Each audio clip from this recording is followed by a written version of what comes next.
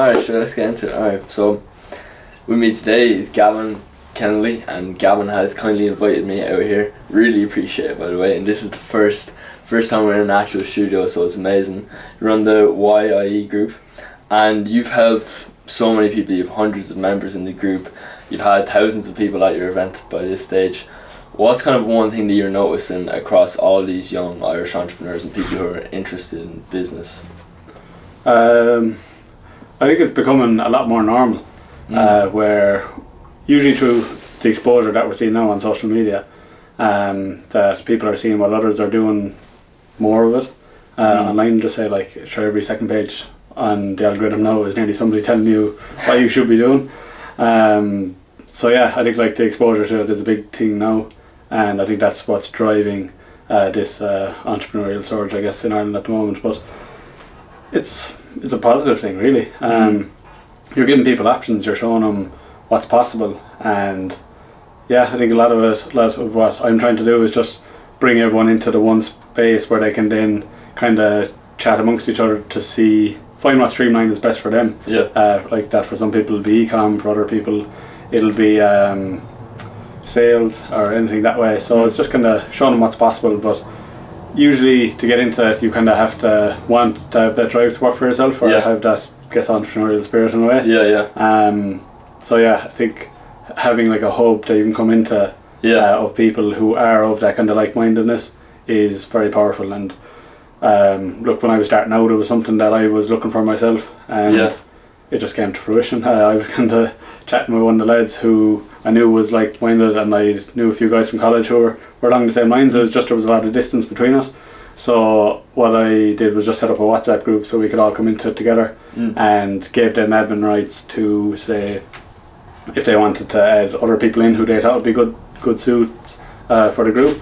And yeah, that's basically what happened. Just grew legs from there. Next thing there was 50, 60, 70 people, and today now there's 590 people in it. So we ran like nearly 10 events across Ireland. So it's been great. It's been just took on a life of its own.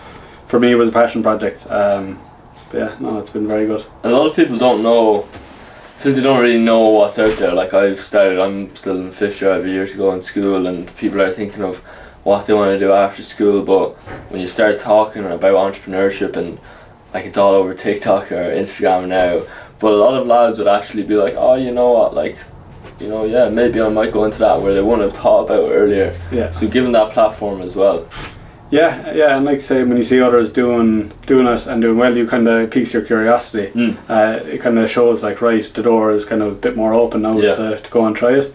Whereas I guess before, when you weren't being exposed to it, and then you're probably listening to your elders telling you like, go to college, find a secure job, and look, there's nothing wrong with any of that. It's very much from the point of view people just want to look after you and see you be secure, and that you'll be safe pretty much in your job. And I totally get that from a parental point of view. But I guess nowadays it's just, there is so much more opportunity with the digital space that we now live in, that I think like you really should be looking around just to see what options are there. And look, it's not for everyone. There will still very much so be people looking to work in the 9 to 5s, and I think without them the world doesn't function. But it's just when you have the options, there's always room now, I guess, for side incomes. Like you can have your 9 to 5 and still have a side hustle in the online space, or just with what options are there for, you know, especially with AI, the way things are gone. It's just crazy. You can build something in an hour, like it's crazy.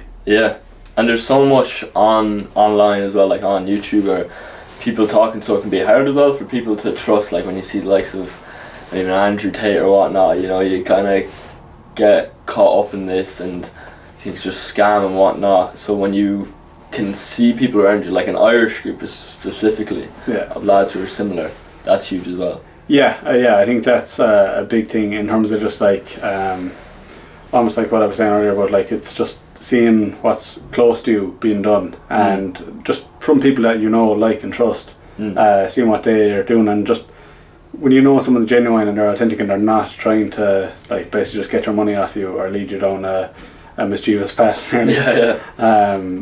So yeah, there is a lot out there. It's I think a big thing now is being selective over who you're following and kind of just kind of reading between the lines a bit in terms of like what are they actually trying to achieve from this, or how have they gotten to where they are. Because there is so much of that going on now, and that's why I guess even again from my point of view is like I've met a lot of people I guess in Ireland who are in this entrepreneurial space, and I'd like to think that I've met really good people who I know are genuine and authentic and have really good businesses and just have great guidance and advice to give people. Yeah. So if I can help direct the younger generation and like even my own generation towards them people for that advice, then I think that's a lot safer than being left to your own devices trying to navigate the TikTok space and Instagram space, where you could have any Tom, Dick and Harry telling you what you should be pumping your money into, and it just can be a bit much nowadays. And how should people kind of know who to take advice off of? Because there's an unbelievable amount of people. You don't know if what they're flexing is real, if what they're flexing is not. You don't know who to trust. Yeah, I guess it's kind of exposure to them. It's like how much, like, do your background research on them, kind of pretty much, like. Yeah. And maybe don't dive straight in. Maybe like watch a bit of their, like if it's their content that you're following, like consume enough of it that you feel you have a good reading them. Don't just like take them off their first video, because there's so much out there now that if you can just kind of try get a good grasp on who you're dealing with and what they're doing, and just basically having a read on, is this genuine, and ask others, like if there's other people who have dealt with that person or been in their course or whatever it is. If somebody knows them, just ask their opinion. Oh, how's this guy? How did you find him? Like if the reviews, all you can ever do is work off nearly word of mouth to say, right, I was with this person, I found him great or her great. You can kind of go off that. It's just a bit of intuition, I guess, in a way. Trying to like trust your gut and say, right, is this a person that makes me feel safe and comfortable in their environment? And if so, look, you can only do your best. Yeah. And from seeing so many people, young Irish entrepreneurs and entrepreneurs in general, what do you feel like are the biggest mistakes that a lot of people make kind of when they're coming to you that a lot of time they might not even be aware of? I guess, like, to be honest, I'm a victim of it myself, is the procrastination point. Like we're all probably talking about what we're going to do and not actually doing it. Everyone has ideas, but it's kind of the quicker you act on them and find out whether it's for you and like fail fast pretty much, is the quicker you get into it, it's quicker you'll know if it's for you. But definitely to not half-arse it either, going into it, go in, give it a good go, see if it's for you, and if it's not, like, get your learnings from it and take that on to the next thing, and don't be disheartened to the point of like, right, I'm never doing that again. Or like just take your learnings onto your next thing. Don't be afraid to go for the next thing because of like a fail before. Like a fail is just information, it's learning. And don't like that, just don't be afraid to fail. There's always, like, I know myself, like I was telling you earlier, I've had multiple different ventures when I was younger, trying to like figure out this online space, and a lot of them weren't for me, but at the same time I was still curious enough to dive into them and try them out. And quickly learn, look, what's for me, what's not for me, what I'm good at, what I'm bad at, and it's all experience. And just I don't think there's really a right or wrong. Everyone's different. We all have our own different personalities and different views and different opinions on things. So I think just get in, try it out, see what's for you, and like that, trust your gut over time, and stick with your curiosity as well. Like what you find curious is usually kind of what you should dive in and find out more about, whereas like what you find curious mightn't be what I find curious, and just kind of that's what makes us different, and that's why your business mightn't be my business. So just kind of follow your curiosity. How do you find the line between, okay, this isn't working out and I'm actually just giving up? Because I had a lot of businesses before where, looking back now, I gave up. Some businesses I gave up within a week, and looking back I should have just been, maybe I should have kept going. And that's always, you're always going to have that feeling of like, oh, if I just stuck at it, but who's to say that you weren't kind of like running down a dead end. That's the thing. And look, the parable of like the guy, he's chipping away at the rock and like he's mining for gold, and that he's nearly there and he turns back. There's always going to be that feeling, but it's that's definitely a tough one. But at the same time, it's kind of like, ask yourself questions. Right? Does this feel purposeful to me? Am I somewhat passionate about it? Is this something that I'm going to enjoy doing in 5 years and 10 years time if I am to stick at it, or am I just doing this solely for money? And that's just from my own experience. I found anything where I've just gone into it solely for money, I have kind of burnt out and got sick of it, because it doesn't feel purposeful, impactful to me. I'm not like overly passionate about it. I'm just doing it because I'm trying to make ends meet, which sometimes you have to do. I totally understand that as well, but I do think the thing that you'll stick at the longest will be the thing that feels like it has a purpose, it has an impact, a positive impact for people, and that you're somewhat passionate about it. Does that have to be, can it be the actual thing? Like, let's say if it's fitness, does it have to be fitness, or can it be like the actual parts of the business? Let's say if it's, let's say whatever you're selling, if you're selling whatever, if it's an agency, you like sales, you like talking to people, but maybe you don't care about generating leads for some owl lad down the road. Yeah, well, like, aren't you more likely to stick at that because there's elements of it that you're passionate about and that you do like? Versus if you didn't like any of it, or if it's kind of like you're solely doing the sales part and the agency part and all that for just money. Like, if money is your sole driver, I think, and like you're not passionate or purposeful about it, I don't know if you're really going to stick at it. Look, it's different for everyone. I just know that's my own. That'll be my view on that. Yeah. That's really interesting. And how do you? We were talking earlier about like finding the right kind of people to follow, but in terms of the people that are around you, because in Ireland, you know, it's quite a limited space, and there is this culture around entrepreneurship. Some people can be alright about it, some people not so much. But how do you find the right people to surround yourself with? I do think it can be kind of subjective, in that, like, again, who's for me mightn't be for you, that kind of way. And I heard the saying before, it's probably a small bit cheesy, but it's kind of like your vibe attracts your tribe. So like, it's kind of what the energy I put out and kind of what I enjoy will be who, like, that'll be the environments I'll put myself into, and they're the people I'll meet. So just say, like, if I'm into, just say, the gym culture, and I go to a gym event, like, that's obviously I'm putting my interests into what I'm going to, so that's obviously going to lead me to a gym environment. Whereas just like yours, I know you've done sales, so just say you hear of a sales event coming up, you're going to put yourself into that environment, and the people we'll meet are going to be completely different.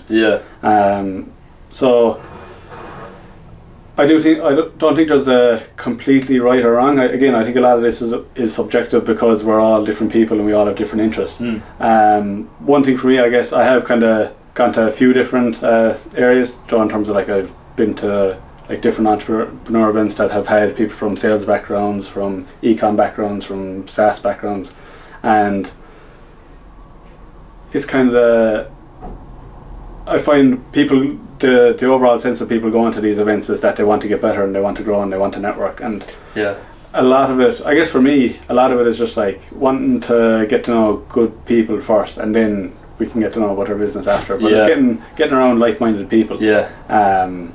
Is usually what I look for, and then if they have a great business off the back of it, great. Even if they're only starting, that's great too. But it's more just getting around people who kind of are looking to go down a somewhat similar path, even though it can take us in different avenues. That can be very easy. I feel like I was saying this to you earlier, I kind of had that problem where you might hear how much somebody's making and you're like, oh my god, like whatever, but just looking for the person first, looking for the qualities, the traits, the values that they have, and you know, there's more to life than businesses are making this much, and I think that's a really good point. Like, I think that's very much a thing now with the online space. Is like it's a status game, like it's, and usually from what I found, it's just like when people are just firing numbers at you, like it's, I don't know, like, and things that it could be completely genuine, but it's kind of like, why are they leading with that? It's kind of more often not the people I get drawn towards, is the people like being like, oh, I fucked up today, I'm after like making this mistake, because they're not afraid to laugh at themselves, or like show that they're not the perfect human, that they have inadequacies, jeez, I can barely say it, but that they're showing that they're human. So straight away I'm going to trust them more, because I'm like, they're being authentic, they're being genuine, they're showing that they're not trying to portray that they know everything, that they have all the answers for you. They're showing that, right, I make mistakes too, but even from my mistake now, I'm going to teach you as to how to hopefully avoid that mistake. Yeah. And like, if every now and again they're like, look, oh, this is the success that we have had, great, but like, they're not leading with that or boasting with that. It's kind of just, they're showing, they're just being genuine. And like you said earlier, it is, you can kind of nearly sense it off someone. It's kind of their, how genuine they are and how like authentic they're being, what their values are, what their morals are. Like, if you have enough of conversation with someone, you will kind of suss that out. Yeah, so like, it's kind of just having that gauge to see where people are at. Yeah, I feel like there's definitely, like, everyone's seeing all these videos now on Instagram. I think there's more of like a withdrawal of trust kind of in the, you know, people are automatically like straight out the bat trying to show you numbers or show you nice cars. People are less likely to follow you, and it's more kind of based off of the person now. Yeah, 100%. Because like, I know we were saying earlier, the cliche thing of people buy from people, but it is true. Like, if they know, like, and trust you, they're more likely to buy from you. But how are you going to build up that sense of them knowing you, liking you, and trusting you? It's usually by showing that you're human and that you're. That's why I always see, like, it's the person first. What's the person like? Then what are they selling? What's their business? Because if you like, I bought from people just because I liked them. It's not necessarily because their product is the best in the world. It's more that I like them as a person. I want to support them. And if they have a great product off the back of it, even better. But first and foremost, I'm looking at the person to say, right, are they someone I'd like to support? Usually, and how that comes about is from them showing that they have good values, good morals, that they're genuine, and that their service is impactful, usually in a positive way. Yeah. I think a lot of it comes from, when you're setting goals, it's not always, most of the time it's not actually the business itself, but it's more a reflection of you and you as a person. Do you feel like it can be, I don't even know what I'm trying to say now. That's alright. In terms of like how like your values and morals come out in your business, or is that kind of like they can be portrayed into like a reflection of it. It is, 100%. In terms of like, sure, it's your business is literally nearly an extension of you. Like, I guess in my case, in Strive here, the business we have in Listowel, there's three of us, so there's three founders, so like, it's a mix of our three, but I guess we came together because we had similar values and morals. That's what brought us together, and that's what made us stick together to create this business. So what we've created here is an extension of all three of our values and personalities and morals. But it's nearly one because we came together because we had shared values and morals. So 100%, I think like usually somebody's business is an extension of their personality, whether it be a joint venture or a solo venture. Because like, why would you come together with somebody that you don't align with?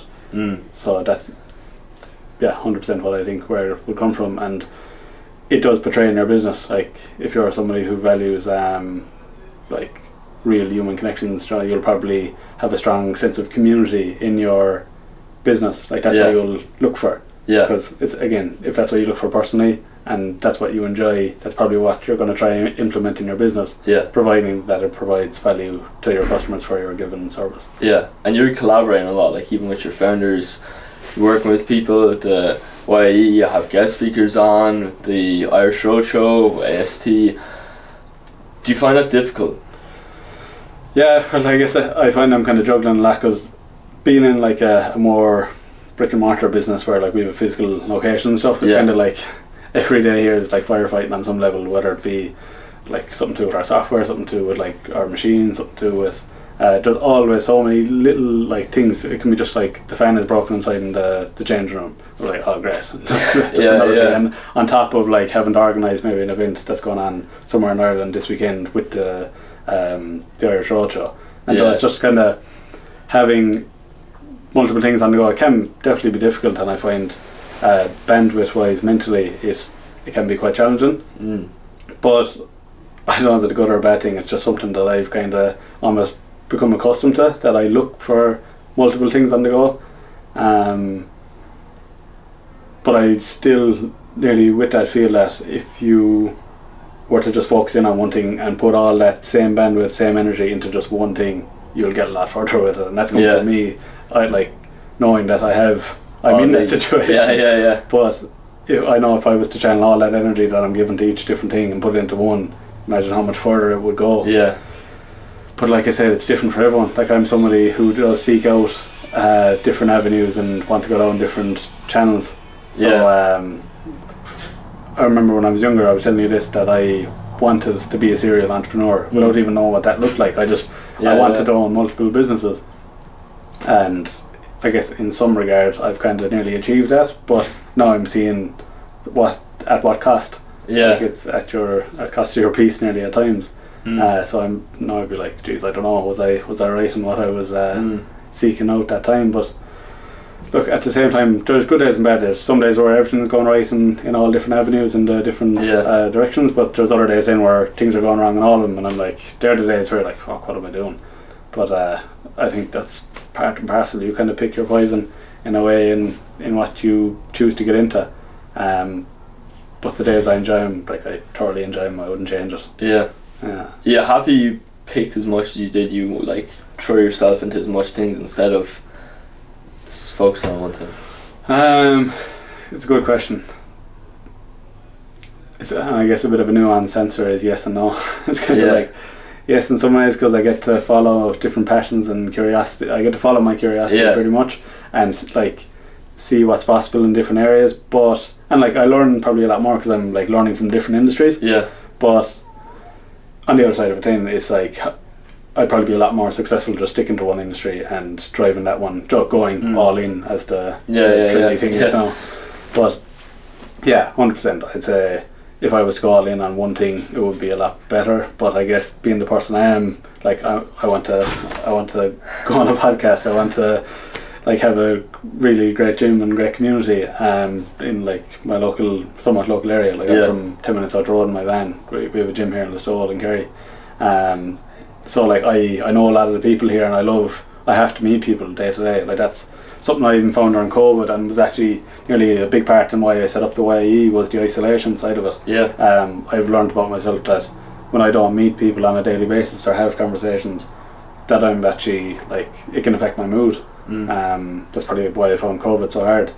So this place is a great outlet for that. Like I meet people who I know every day inside here and have conversations every day, and like I'd probably be lost without it like at the moment. So it's great, and then I still get to pursue other ventures within this place. Like even having this podcast studio that we can kind of do stuff like this, it's no days the same, I guess, is a simple way of putting it. And as well, how do you find like your idea of success? Because a lot of time you can think, okay, when I reach this number, but for you also, it's like you said, it's important for you to be meeting people, to be constantly seeing people, for yourself and for your mental health, which is very important as well.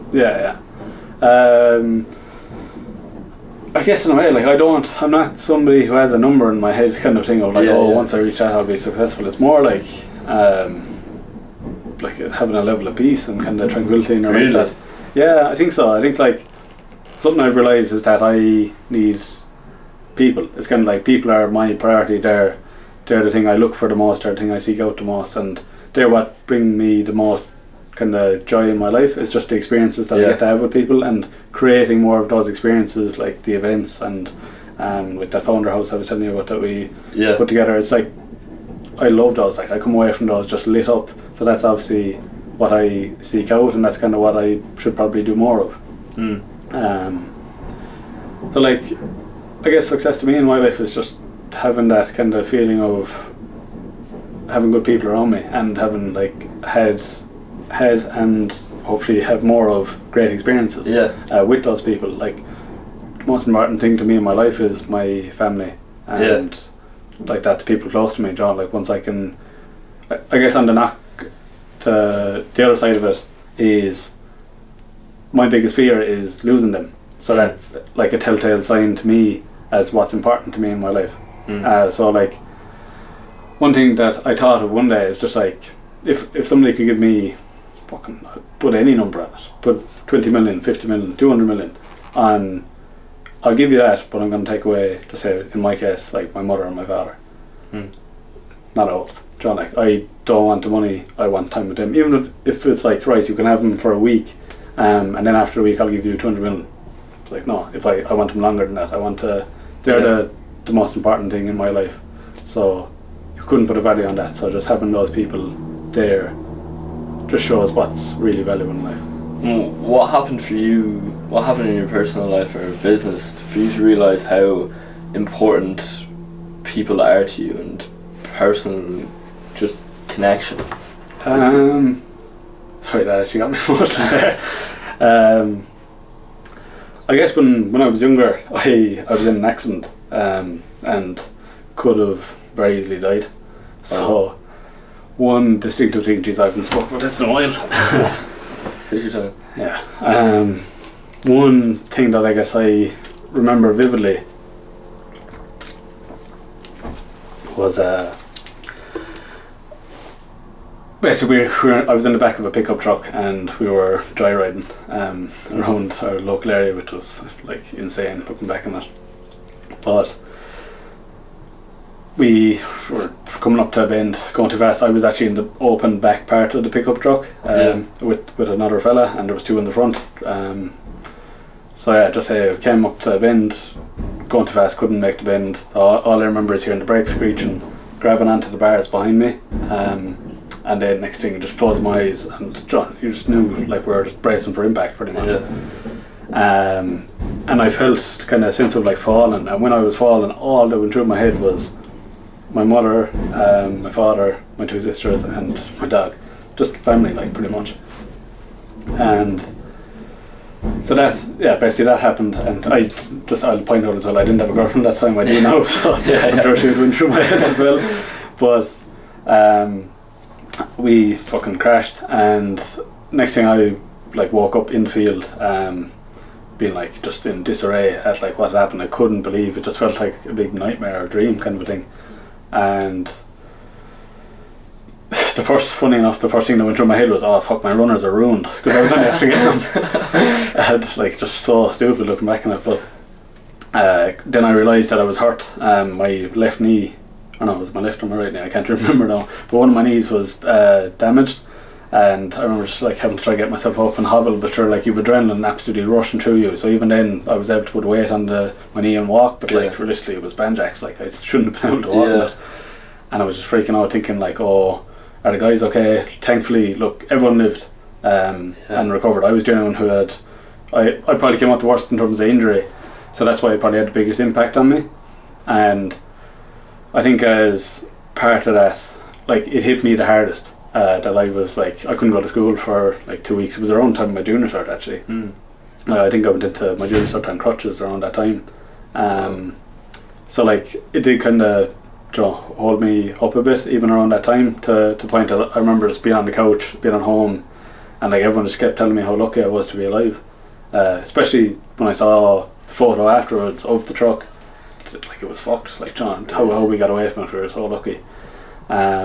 So yeah, I guess that hit me hard to the point of like, right, I could have died. Like I could literally, there's people who've been in simpler accidents who have died from that. I managed to come out of it alive, and the one thing that went through my head, I guess like what I thought could have been my last moment, what went through my head was my family. So I guess that was a telltale sign to me as to what was actually important. I think those scenarios, and thanks so much for sharing that as well, that's really nice, but those can be a blessing. I know you're saying that like you almost lost your life, but sometimes those can be like things that actually keep you on course in life, to have those bad times where you gain perspective. You know what's important to you now, as long as you have your family. 100%. That's really all that matters. Like I was saying to you earlier, the whole thing of like your struggle is your story. So I guess like from that happening to me, I kind of like valued my life a lot more going forward. Like probably at the time I was young, naive, even to be doing that kind of stuff, that I was like thinking I was invincible, and that quickly showed me like you're not. So then I guess from there on I had a real like respect for life and also for danger. That like not to be throwing yourself in the face of it all the time. Not from the point of view of like living in fear, but just have the level of respect that you should give to things, and just not realise that how fragile life can be. Like I was saying earlier, I've seen much simpler accidents where people haven't been as lucky. So does definitely resonate with me, and it kind of like I guess I got a second chance nearly in a way, to the point of being like, right, something bad could have happened to you there, so you were lucky enough to get a second chance. Fucking take by the horns now and just pursue follow your curiosity and pursue the things that are meaningful to you. And obviously as part of that, like I always write out at the start of the year the 10 things that I want to achieve that year, and I write them in the present tense. It was something I seen again online where it just seemed positive, so it's like, right, I'll try and implement it. And in fairness, I found it good. But on that list every year is maintain a healthy relationship with family, friends and loved ones. Every year, just so that nearly shows in itself what is valuable and important to me. Yeah. Do you ever find it hard to do that when you're managing a group with almost 600 people in it, you're running events every month, you have business? Yeah, it's a balancing act, and at times it is chaotic, so but and I'm definitely not perfect at it, and there is times like just I'd say literally ask my girlfriend, she'll tell me like I could rock in home at 11:30 at night, having been like fucking doing something here in Strive, or working on the new unit or anything that kind of way. So like it can be at your detriment, 100%, but you can get caught up in it, but it's just to not let that go on too long. Don't let it consume you. Definitely wind it back to be like, right, because basically what I do has knock-on effects, whether they be positive or negative. So you could say, right, it's great, I'm getting all this work done, but at what cost? The cost is usually, right, have I spent time with my family this week, or my girlfriend this week, or made time for my friends this week? And if the knock-on effect is no, you're kind of like, and there will be times, that you do have to kind of obsess on something and go in to get it over the line. But I think off the back end of that, then turn around, like once you've got to that, maybe then turn around and be like, right, now it's time to get back to routine, get back to your family, get back to doing the things that are important, and don't let it get too far, to the point of like losing them, because at the end of the day, they're more important. But yeah, look, nobody's perfect. I do think to be great at anything, you do have to kind of go all in and be like obsessed with it nearly at periods. But I guess if you can communicate that well before ever going into it, that's like usually the biggest problem with kind of like that can bring aggro or arguments on with family or friends or loved ones as to why they're not seeing you, is because you never communicated what was going on. Like if you come to them and say, look, for this week I'm super busy, I've all this on, I probably won't get to spend much time with you or see you much, straight away at least you're informed. So like it's not coming as a surprise. Whereas if I don't say that to you, and then I go just plough on ahead, and then you're like, I rock back in and you're like, geez, I haven't seen you all week, what's been going on? And then you're like, oh, I was busy kind of a thing. They're like, they just feel like, oh, so I'm not like, I'm not good enough, whatever you're doing is more important. So usually it's a communication thing. That's probably one of the biggest things. And there's this thing in the online space, and just not even in the online space, but when you're kind of in the pursuit of greatness, of just, even whether it be a month, 3 months, even a couple of years sometimes, of just isolation, and just this is it, I'm not focused on anything but becoming the best at this. Do you think that's dangerous? Yeah, like anything, there's, like I was saying there, there's pros and cons to everything. So that the pros being like, usually if you're going down that route and you're sticking at something for long enough and putting in the reps, of course you'll probably get your desired outcome, but again, at what cost? And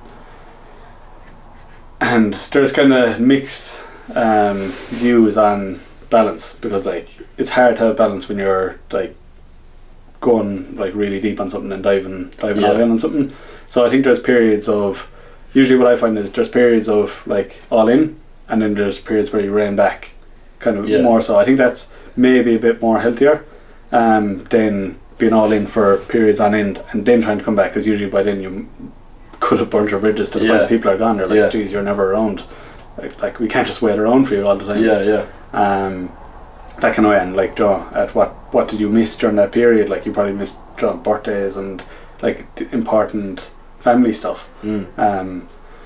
So usually what I find is like, if you can again communicate it, do it for a spell, and then rein back to the point, like right now this week or this weekend we're going off spending time together as a family or a couple or whatever it may be, and then it could be the following week you're back into routine again. But usually a lot of that is just bringing it to, once people are communicated with, that they know what's going on with you, they'll obviously understand a lot better. But if they don't, that's where the issues can seep in.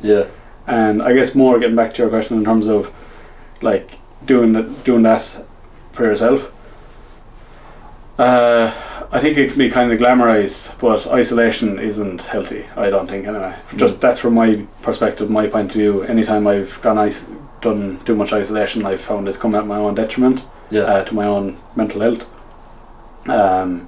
So usually I'd find like not to over isolate. You can take like work blocks where you need to go away and get the work done yourself, but then also have time after that where it can still be work, but it can be work with other people or like work in the same space. That's why like we have the luxury nowadays of co-working spaces, and even like that founder house I was telling you about, where we were still working from just a nicer location as a group, so we were still doing individual work, but it was just with people. So like we still felt that we're not alone, and that we can have little conversations outside of work that just help your head and help your social connection. Because I definitely, for me, look, it's different for everyone, because some people are extroverted, some people are introverted, but for me, I definitely find that I don't like to be isolated for too much, and I don't think it's overly healthy, because humans are tribal by nature. Like it's innate in us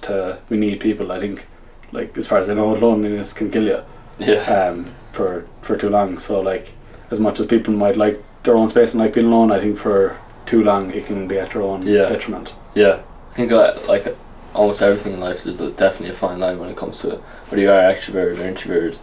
And you come across as like you're with business and entrepreneurial, like it's very different. Like you really care. I got this, I remember before I even talked to you, I was in Limerick, I was talking to one of the guys and he was saying he should introduce me to you. He was telling me how you brought him down here, just kind of looked after him, and you really kind of do have that sense of humility about you. What is let's say when you're 8 years old, you look back on life, what would have to happen for you to be like, in general, for you to be like, okay, I'm happy with what I've done, with how life has gone, and I can sign off on this? I guess having had a positive impact on the people around me, just like having built positive things, having just had a positive impact on the world. I always find like any room you walk into, you should be seeing how you can add even 1% to it, but in a positive way, not take away from it. So I guess like that's kind of anything I do, I kind of be like, right, how can we make it better? So I guess being older, looking back, one thing I've had that question there recently, even to myself, where I'm like, being 80, looking back on my life, what will I be okay with or what will I not be okay with? And one thing I guess I won't be okay with is that I lived in fear of judgment and kind of what others taught me in terms of like not putting myself out there. Like I'd like to think that I have some level of value to bring to the world, but I guess one thing that's held me back is the fear of judgment and the fear of putting myself out there, because I'm like, the online space is such a fucking like Wild West at the moment in terms of like the fear of being cancelled is real. So that can kind of make you go back into your box a bit and be like, no, it's safer in here. But I know looking back when I'm 80, it's like, right, are you happy to say that that was your choice? And the reality for me is no. It's like, right, you should have just done what you wanted to do, which was kind of try add value to the world, try have a positive impact, try tell your story, and hopefully impact. You're not going to impact everyone. Like there's some people who will agree with you, some people will disagree with you, but as long as you're doing your best and kind of hopefully sending out a positive message that could impact people positively in their lives and kind of like resonate with you and feel some level of understanding and kind of what they're going through is normal. Usually that's the biggest part of it, is just like that they don't feel alone, because I know when I was starting out in business I was like, I'm the only idiot fucking doing this stuff, like why am I so different? But then how unreal it was for me to see somebody else in the same boat. So I guess like if I can have that same effect for other people, fuck, that's success in a way, like, isn't it? A lot of people are scared to actually go after their goals or their dreams, what they are happy with in life, because of what other people think. And you always hear, don't care what other people think, and it's easy to comprehend. Yeah, I understand I shouldn't care, but it's you can't just not care, I think. How do you not care? Obviously there's one side of understanding that you shouldn't, but how do you actually learn to not? I definitely haven't fully learned it anyway, because I'm only like still trying to get out of my comfort zone and do maybe a bit more of this. But look, everyone has opinions. Everyone's gonna judge, good or bad. I think a lot of it, even for me, when I post stuff, I just put it away, like it never happened. That kind of thing. But like, it's done. Just put it out there and kind of get on with your life. And sometimes as well, it's kind of like there's this online world and there's the real world. The online world, a lot of it, like some people do stuff for their businesses because they feel it helps their business, but does it necessarily help them as a person in terms of their day-to-day life? Maybe not, but they're doing it because they have to for their business. So they might portray themselves in a certain way online for their business, but they mightn't overly be like that in real life. So somebody can be like unbelievable on camera, but they could actually be an introverted person who doesn't kind of want the limelight all that much in reality. So it's kind of smoke and mirrors, I guess, in a way, and that like I'm really like that in a way.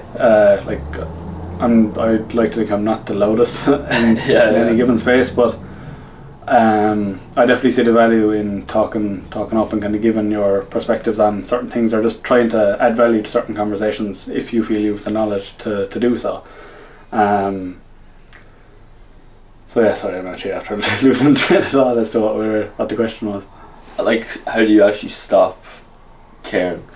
Oh, caring what people think. From your own experiences. Yeah, it's kind of, I think you'll always care to some, like in some regard. I think it's innate in us. Again, like I was saying, being I think humans by nature are tribal, so you're always going to care on some level, because you don't want to. No one wants to feel excommunicated from the tribe or from the group, that they're an outlier and like a weirdo. pretty much. Like nobody wants to feel that way. So obviously you're going to care on some regard. It's just kind of how do you control it. So a lot of it usually is just having confidence in what you're saying and like kind of what you believe. Like knowing your morals, knowing your values, being genuine, being authentic. I think usually in that you're doing your best, and you're, like once you can show that like you have the humility to show like I don't know everything. I might be right in everything that I'm saying. These are literally just my views and perspectives. Everyone's can be different, and we don't always have to agree, but we do, I think, on some grounds have to just respect that is the case. That people are somewhat allowed to have their say and have their perspective and have their opinion. We don't have to align on it, but you have to let people just kind of do their thing. So it's nearly just taking that outlook on it to the point of just saying, just do your best, and once you're doing that, and you can go to bed knowing that that's what you've done, that's what you've tried to do. That look, what more can you do? You can't control everyone else and how they're going to perceive it. But sure, look, once you can go to bed and sleep easy at night, isn't that that's the main thing? And if you were to, this is the last question. Well, I've really enjoyed this. It's been an absolute pleasure. Me too. If you were to pass away, what would be the last message that you'd want to leave behind for everyone? Just something that came to my head just there as you asked it was just follow your curiosity. Like I say, life can be short, it can be fragile. You never know what tomorrow is going to bring. So geez, if there's something in your life that you want to try out, or just something you're curious about, just follow it and see what happens, because look, tomorrow you could be gone. Like that's the scary, without being morbid about it. That's the scary reality. So it's kind of like, why not? Kind of thing, you know, and look back and say, fuck it, I wonder what that was about. It's more like just, oh yeah, I tried that was cool, or I tried that and geez, I hated it, but I have a cool or funny story out of it. So yeah, just follow your curiosity, I guess. Amazing. Cheers. This has been really cool. I've really enjoyed it, and it wouldn't have been possible without you. It's the first time I can actually shake someone's hand at the end of a conversation. So thanks so much, Gavin. Yeah, it's been brilliant. Amazing.